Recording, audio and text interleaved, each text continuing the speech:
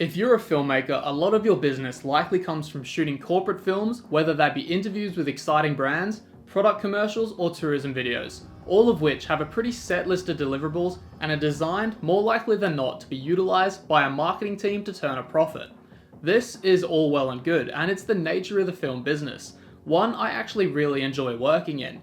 But at times, these somewhat restrictive guidelines can get in the way of our creativity. This is where your first short film comes in, a blank canvas for you to tell whatever story you like.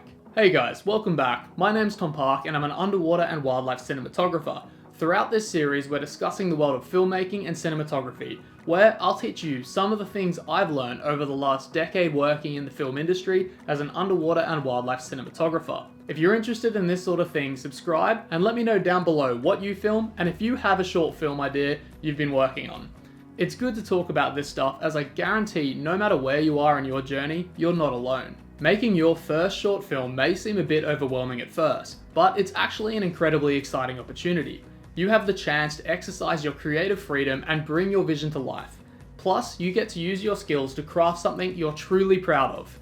Additionally, having a few award-winning short films behind your name can really boost your career and put your name and work in front of some respected film producers in your field. I consider myself fairly lucky, in the sense that my day job is as an underwater cinematographer, and as an ocean lover, I am extremely passionate about filming the underwater world. But even though I absolutely love what I do, being able to craft my own story is truly a fantastic experience. Additionally, I'm able to leverage the contacts and footage that I've captured throughout my job to assist in crafting my own short films. The first thing that you're going to need if you're looking to create your first short film is a good story that follows a character or a set of characters. Consider the theme, characters, and the message you want to convey. What story do you want to tell?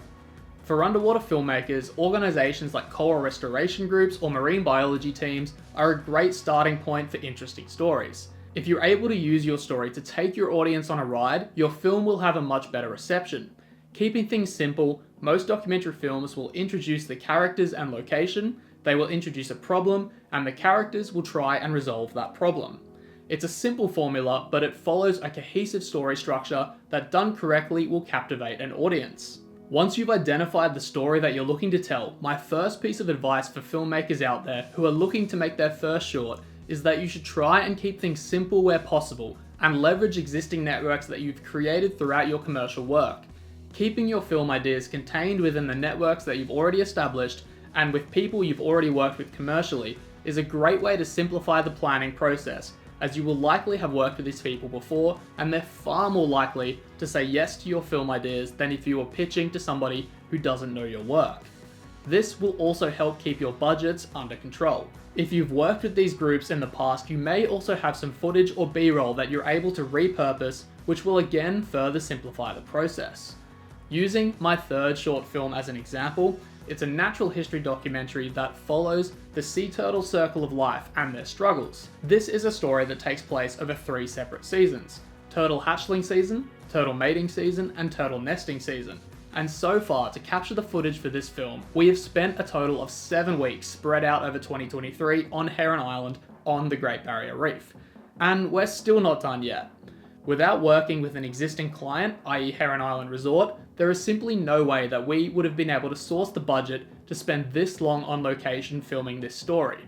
Keeping things simple and working with people that you've already connected with will assist you in telling a grander story and additionally keeping the budget realistic, as these people likely already know your work and are confident that the final film will be worth their time. Once you've identified your story, your location, and your characters, for your first few films, I would suggest writing a script and a sample shot list.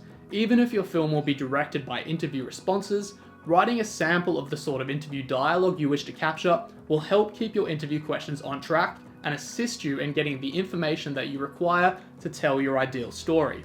Of course, things will change, they always do, but having a basic understanding of the story structure, the scenes required to tell your story, and an ideal dialogue is critical to ensuring that your film is cohesive. You can't just turn up on the location and start filming, hoping to capture everything you need. And nothing is worse than getting back to the computer and getting stuck into the edit, only to realize that you're missing a few key pieces of footage or you forgot to ask that all-important interview question that explains how the characters got from point A to point B. Planning ahead and planning a sample dialogue and shot list will help keep everything on track. For short films and passion projects, it's also a great idea to work with your network of industry friends or colleagues. Share your work with others in the industry and get their feedback. If you know sound designers or colorists who are looking for some more portfolio projects, consider reaching out and seeing if they're able to jump on board. The more people you can work with throughout this process, the more experience you will gain making these films, and the better your films are going to be. We can dive so much deeper here, but I think I'm going to save discussion around film festivals and distribution for a later topic. Get out there and look for some film ideas in your local area, and don't go spending massive amounts of money on your first project. Keep it local, as there are absolutely some great stories to tell in your area. That's it for this one. If you enjoyed this video, subscribe for more, and I'll catch you in the next one.